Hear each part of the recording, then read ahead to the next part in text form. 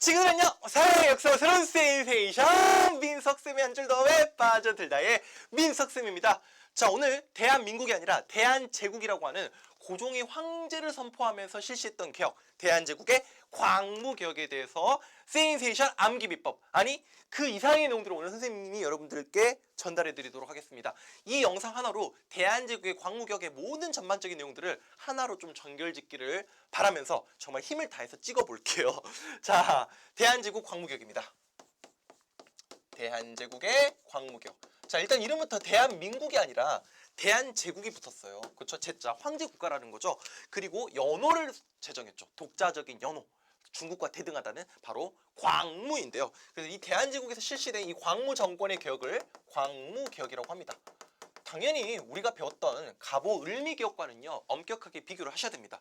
결론부터 말씀드린다면 이 대한제국의 광무개혁은요 당시 러시아와 일본의 어떤 세력 균형이 이루어지는 가운데 고종이 독자적으로 자주적으로 치고 달려나간 개혁이 바로 광무개혁이 되겠습니다. 그러니까 이 대한제국의 광무개혁은요 갑오 을미개혁과 비교했을 때 굉장히 자주적인 모습을 보입니다. 물론 한계점도 있어요. 그런 부분도 이야기해드릴 겁니다. 자, 일단 대한제국의 광무개혁을 이야기하기 전에 시대적 상황부터 우리가 살펴볼 필요가 있어요. 맞죠? 잠깐 거슬러 올라가 볼게요. 갑오년, 을미년, 그 다음에 병신년 이렇게 가는데 갑오년에 세 가지 사건이 있었습니다. 빨리 이야기할게요. 적지 않고. 동학농민운동, 그 다음에 청일전쟁이라고 하는 동아시아의 국제전쟁이 있었고요. 그 전쟁이 한반도를 둘러싼 전쟁이었죠. 그 가운데 갑오개혁이 실시됐습니다. 갑오개혁은 1차와 2차 구분하셔야 되고요. 갑오년, 맞죠? 갑오년에 세 가지 뭐가 있다? 동학농민운동과 청일전쟁과 그 다음에 갑오 1, 2차 개혁이 있다. 그 다음에 을미년이 있었죠. 을미년. 을미년에 을미 3종 세트가 있었습니다. 을미사변과 을미개혁과 맞죠? 그 다음에 을미의변까지 있어. 맞지? 물론 이 사이에 뭐가 있다? 그렇죠. 삼국간섭이 있었습니다. 이 갑오년 때 청일전쟁이 있었다고 말씀을 드렸는데 일본이 청나라를 때려눕히고 가져간 전리품이 뭐죠? 바로 랴오둥반도, 요동반도였죠. 맞죠? 그 요동반도를 토해내라고 세 나라, 어떤 나라? 러시아와 프랑스와 독일이 일본에게 압력을 가하지 않습니까? 러프독.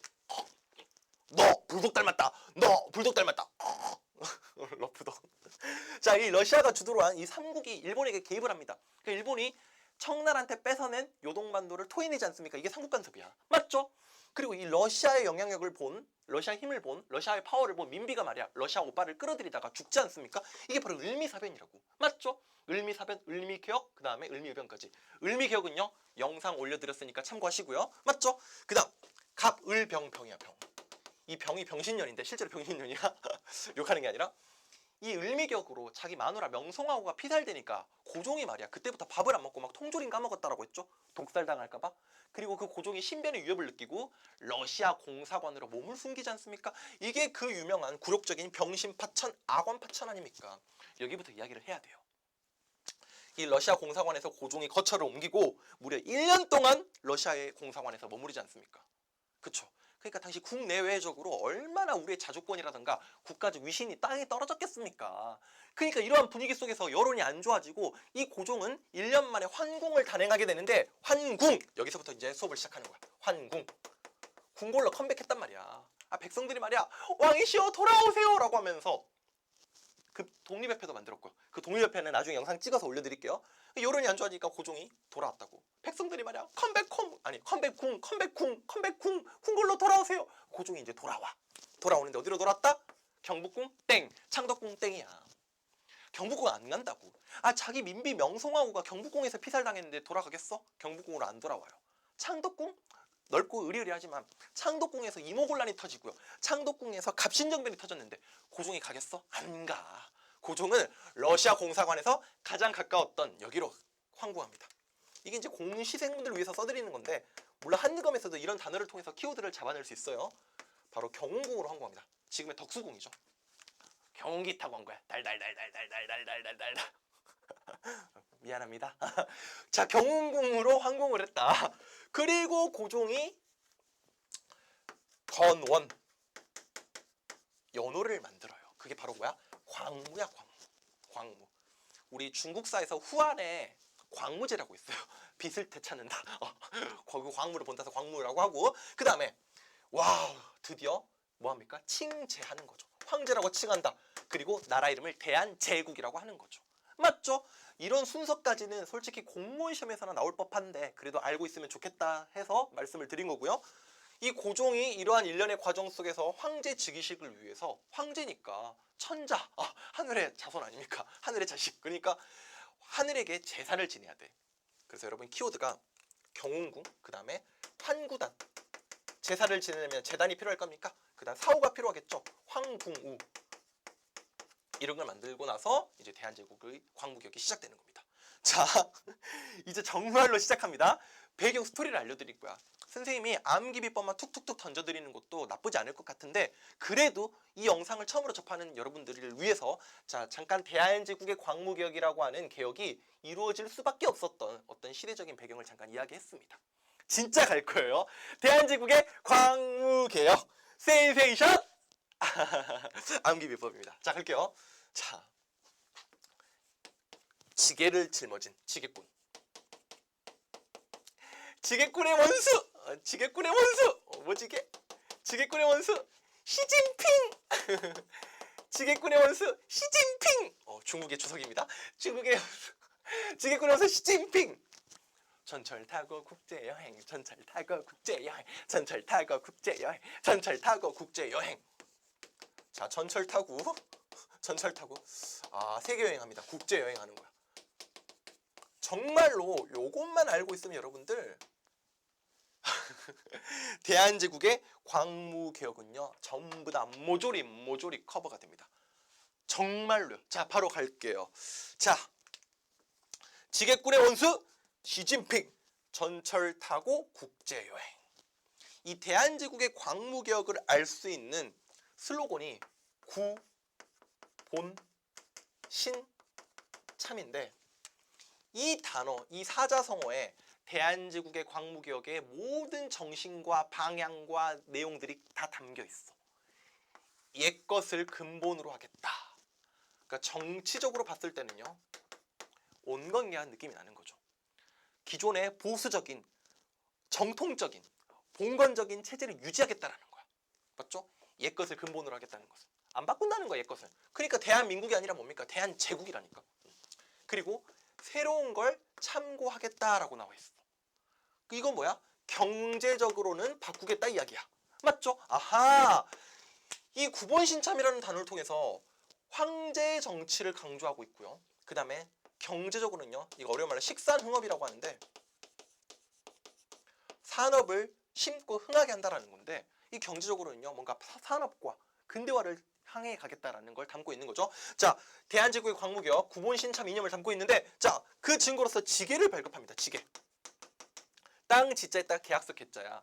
근대적인 토지 소유 증명서라고 하는 지게를 발급하게 됩니다. 지게. 지게죠, 지게. 지게. 맞죠? 지게.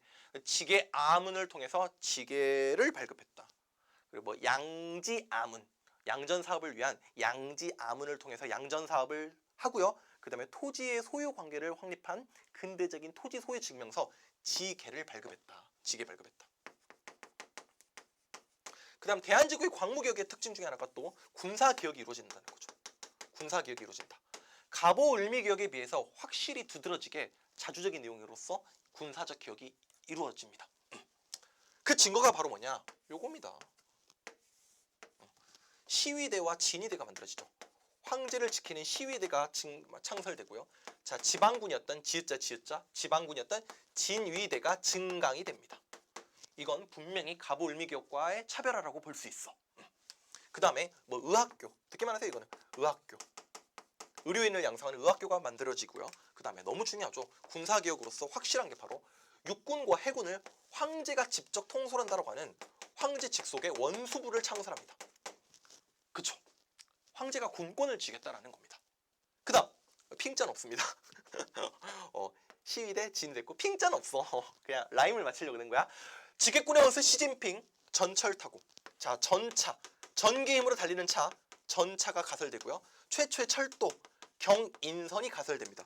참고로 여담인데 달리는 것들은 최초로 만들어진 게 다 999야. 은하철도 999. 자 전차 전기 힘으로 달리는 차. 그래서 이때 만들어진 게 한성 전기 회사. 맞죠? 철도 같은 경우는 최초의 철도가 서울과 인천을 잇는 경인선이 가설이 됩니다. 오케이? 달리는 것들은 언제다? 999다라고 알고 계시면 좋겠고요. 그 다음에 가장 중요한 내용이라고 생각해요, 선생님은. 시험에서 사료로서 출제됐을 때 대한제국의 광무격의 키워드는 바로 또 이거죠, 이거. 황제를 선포한 대한제국, 그리고 이 광무격의 방향성을 담은 바로 문서입니다, 문서. 일종의 대한제국의 헌법이라고 볼 수 있어요. 대한제국의 헌법, 국제입니다, 국제. 자, 이 대한국 국제 내용을 보면요, 하나같이 전부 다 황제 이야기, 지 얘기밖에 없어. 말 이렇게 해서 미안한데요, 고종 얘기밖에 없어. 황제가 전제 군주로서 황권에 대한 내용이 모조리 담겨 있어. 황제가 짱이다, 대한국 황제가 짱이다, 황제가 짱이다, 전부 다. 이 말은 뭐야? 바꿔 말하면 민권에 대한 내용이 없다라는 거야.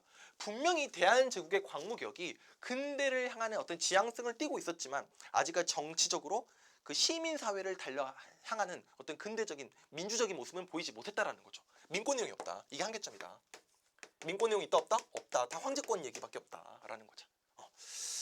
자, 그럼에도 불구하고 대한제국의 광무격이 자주적이라고 한다면 우리 영토에 대한 어떤 주권의식이 분명히 두드러집니다. 연해주인데요, 연해주. 물론 연해주, 바다에 연해 있는 땅 연해주 이렇게 쓰는 거야.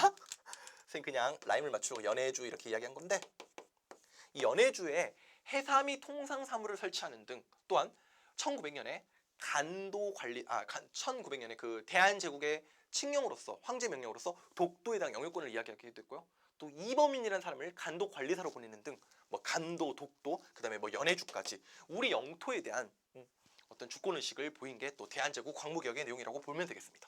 뭐 연해주, 그다음에 아까 이야기했던 독도, 황제 칙령 41호를 통해서 울릉도와 그 부속 도서를 대한제국의 영토임을 선포했고요. 그다음에 간도 이야기도 했었고요. 간도의 뭐 간도 관리사 이범윤을 보냈다. 굉장히 많죠, 이런 내용들. 그다음 행자가 뭐냐면, 여러분 이것도 좀 놀랄 만한데, 바로 이때 근대적인 은행들이 많이 만들어집니다. 은행들. 우리나라 최초의 은행이 바로 조선은행이에요, 조선은행. 근데 이 조선은행은 대한제국 시기 때 만들어진 은행이 아닙니다. 알았죠? 그 전에 만들어진 은행이야? 그러면 대한제국 때 만들어진 은행은 뭐냐? 바로 한성은행입니다. 한성은행. 한성은행. 그 다음에 뭐 대한천일은행이라고 있어요. 일단 기본적으로 경제적인 개혁을 이루어 나가려면 자본이 확보돼 있어야 되는데, 이런 근대적인 은행들이 많이 만들어지는 것도 대한제국 시기다라고 볼 수 있고요. 참고로 이 한성은행이 오늘날의 신한은행이 된 거고, 이 대한천일은행이 지금의 우리은행입니다. 자, 조한대인데 특히 이 한대가 바로 고종 광무격 시기 때 만들어진 바로 우리의 근대적 은행들이다라고 보시면 되겠습니다. 됐죠? 이런 중국과 대등하다는 의식 속에서 뭐 한청 수호통상조약을 체결하기도 하고요. 맞죠? 그때 만국 박람회에 참여하기도 하고, 맞죠? 뭐 이런 여러 가지 모습들이 전부 다 대한제국 때 광무격 내용입니다. 뭐 은본위제가 아니라 금본위제로 경제를 좀 구조를 바꾸는 등 기타 여러 가지 내용들이 있는데, 솔직히 말씀드리면 여기 있는 내용만 다 담아가도 대한제국 광무격 내용은 거의 90% 이상 커버가 되리라고 믿습니다. 자, 고종의 자주적인 의지가 들어갔던 대한제국의 광무격, 분명히 한계점도 있었지만 나름 자주적이었다는 면에서 우리가 역사적으로 분명히 기억할 만한 부분이 있는 거죠. 맞죠? 고종의 마지막 몸부림이라고 할 수 있는 대한제국의 광무격 암기비법 개념 내용 여기까지였습니다. 수고 많았습니다.